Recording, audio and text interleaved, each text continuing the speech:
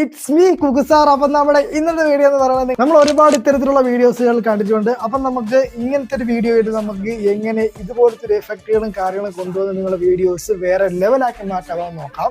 ഇതിന് നിങ്ങൾക്ക് ആവശ്യം എന്ന് പറയുന്നത് ക്യാപ് കട്ടും അതുപോലെ ഈ ഒരു പ്രോമിറ്റും കൂടിയാണ്. അപ്പം വീഡിയോ മറന്നു പോകാതിരിക്കാൻ വേണ്ടി ഇപ്പോൾ തന്നെ സേവ് ചെയ്ത് വെച്ചേക്കുക. അറിയുന്നവരെ അറിയാത്തവർക്ക് ഷെയർ ചെയ്ത് കൊടുക്കുക. എഡിറ്റ് ചെയ്യേണ്ട വീഡിയോ ക്യാപ് കട്ട് ആഡ് ചെയ്ത് നിങ്ങൾ എന്ത് ചെയ്യുക, ഇവിടെ നിന്ന് ഒരു സ്ക്രീൻഷോട്ട് അടിച്ചു കൊടുക്കുക. സ്ക്രീൻഷോട്ട് അടിച്ച് കൊടുത്തതിന് ശേഷം ഒന്ന് എഡിറ്റ് ചെയ്യണം. 9:16 എഡിറ്റ് ചെയ്തിട്ട് നിങ്ങൾ നേരെ ജെമിനി ഓപ്പൺ ചെയ്തിട്ട് പ്ലസ് ഐക്കൺ സെലക്ട് ചെയ്തിട്ട് നേരത്തെ എടുത്ത സ്ക്രീൻഷോട്ടോടെ ആഡ് ചെയ്ത് കൊടുക്കുക. എന്നിട്ട് ഈ പ്രോമിറ്റോടെ സെലക്ട് ചെയ്ത് കൊടുക്കണം. പ്രോമിറ്റ് നമ്മുടെ ബ്രോഡ്കാസ്റ്റ് ചാനലിൽ കിടപ്പുണ്ട്.